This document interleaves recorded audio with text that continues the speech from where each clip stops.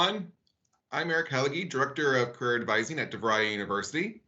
I was able to host a LinkedIn Live with Tejal Wagadia, and we discussed the professional branding and the benefits of being seen by employers in an ever-increasing virtual world. We had a lot of great questions, and unfortunately, we didn't get to all of them, so I wanted to take some time today to discuss some of those questions with you. I want to start out with a question from Aisha. Aisha asked, what if your job is very routine? How do you outline your accomplishments? So I like to think of an accomplishment as something that you do that no one else in your same role has done. Think about if you in your role have come up with a new process. Maybe your manager has asked you to train a new individual. These are things that lend itself well to an accomplishment. And when you write an accomplishment, think about the impact it has on the organization. If nothing does come to mind, then start thinking about things you can do to create opportunities for accomplishments in your role. Talk to your manager about stretch assignments or look for ways that you can start doing more in your current role. Shakita asked, how do you create a resume based on entry level or just college experience? For individuals who worry about lack of experience, I always remind them that paid work isn't the only way to get experience. Look at other areas of your life. For example, if you volunteer or if you're part of a social club, maybe part-time work, even internships. These are all great ways that you can earn experience and showcase your skills. Also, education is a huge way to show an employer a skill set. Think about all the projects you've completed or accomplished while in school, the assignments you've done, most importantly, the group work, right? Employers always want to know how you can engage and interact with others. When you're writing about school, though, make sure you highlight the assignment, how you approached it, and more importantly, the outcome that's achieved. Most importantly, don't forget to spotlight any technical or soft skills used in your schoolwork or in those group projects. Cisa asked, how can you make a transition from one career to another when you don't have experience in the new field, but lots of experience in the old field? And she will be finishing her MBA soon. Congratulations on that. The first thing I would advise is if you're still in school, seek out an internship. Internships are so important for students to gain experience while in school. They help build skills, they give you experience, as I mentioned, but they help you start to network and formalize a career path. If a traditional internship isn't a fit for you for whatever reason, think about a micro internship. Micro internships are projects or assignments or tasks an employer needs help with, and they look for students to complete these. They often don't require a certain number of hours or a certain time to complete them. They're short and easy to accomplish. Second, in every industry, you gain transferable skills. These are skills that are needed in every role. For example, interpersonal communication is a needed skill because employers care about how you interact with others. Whether you work in IT or business or healthcare, the way you approach your interactions with others matters to an employer. Spend some time thinking about those skills and how you use them today and how they can be applied to your new industry. Next, Melanie asked, do you think it's possible to recreate a professional brand at an existing job? I was thrown into management with zero experience and slowly learning some of the do's and don'ts. It is hard to change your professional brand within your current organization, only because people have formed their opinions of you. That's why first impressions are so important. Not to say it's not possible. I think the first thing that I would tell Melanie is to find a mentor. And Tejal and I talked a lot about the benefits of mentorships during our LinkedIn Live. I would tell Melanie to find a mentor who maybe has traveled the same path as she has, someone who's currently working in management, someone who can help her navigate the do's and don'ts of that. It's a great person to have as a sounding board as you're trying to discover this new skill set. Second, I would say when you're trying to recreate your professional brand is to identify pieces that you want to strengthen. Professional brands are always growing, we're always developing them, and so it's always beneficial to take time, especially if you're in a new role like management, to think about what am I missing? What are things that now in a manager role I need to have and people need to see from me? Do a little assessment of yourself and identify those areas, and then identify ways that you can build up that missing skill set or build up that missing part of your professional brand. A mentor can help in that as well.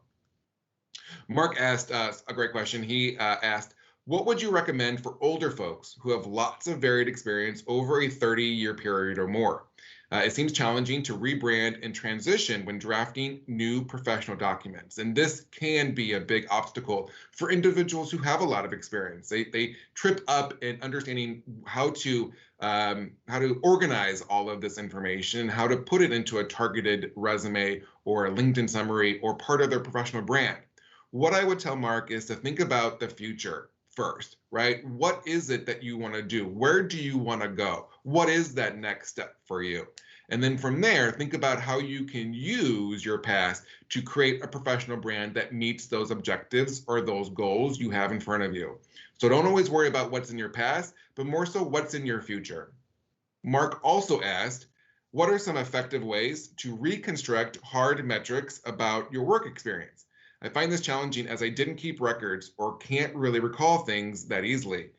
I would agree. I have that same issue, and I talk about this on a daily basis, and I still struggle with keeping a running list of your accomplishments or your goals or things that you've accomplished.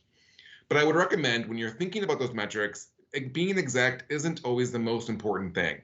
It's having those numbers to show a range or to show an accomplishment. So even if you said something like raised customer scores over 50%, you may not know that exact number that you raised customer scores, but you've given a certain threshold. So you at least give the reader an idea of what you mean when you say you raised customer scores. So don't worry about being so exact. Worry about understanding and helping them understand what you did in that role and what you accomplished in that task. Hermlin asked, what if your job is low level? How can you display that on a resume when it comes to company impact? Another great question.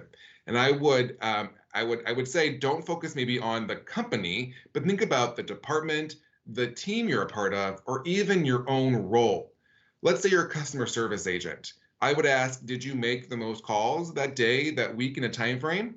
Did you score the highest survey rates?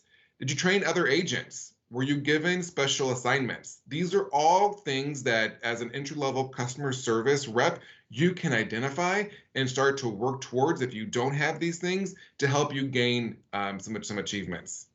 I would also say another entry-level food service. Were you able to finish nightly tasks sooner than others? Were you given extra duties by your manager to complete that your peers didn't have?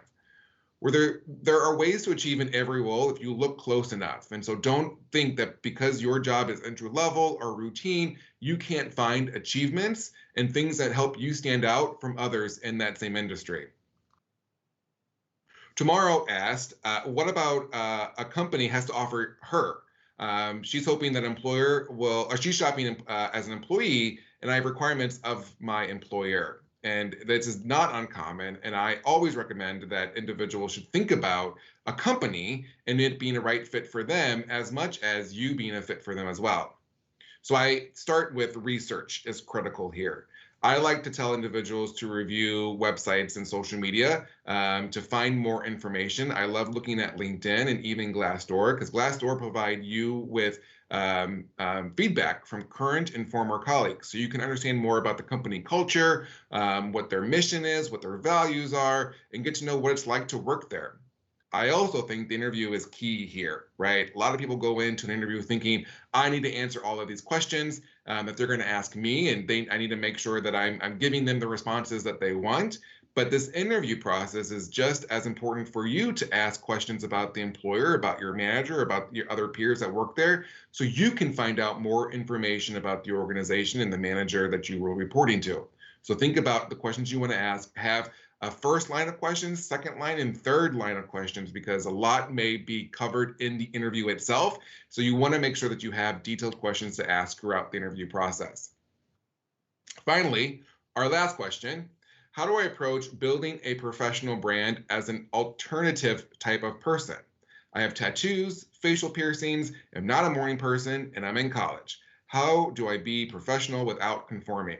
And I love this question. I think the biggest part of a professional brand is that it needs to be authentic to you. Don't conform, but also don't lose sight of what an employer is looking for, right? That's an important factor when we talk about a professional brand. Some employers may be turned off by the things that were mentioned, but if your professional brand focuses on your soft and hard skills, your experiences, what makes you a unique candidate, it will bring you the type of employer you're looking for. Well, thank you again for being such an engaging audience during the event and providing such great questions. If you want to learn more about DeVry University or its Keller School of Management, please visit devry.edu. Thanks so much.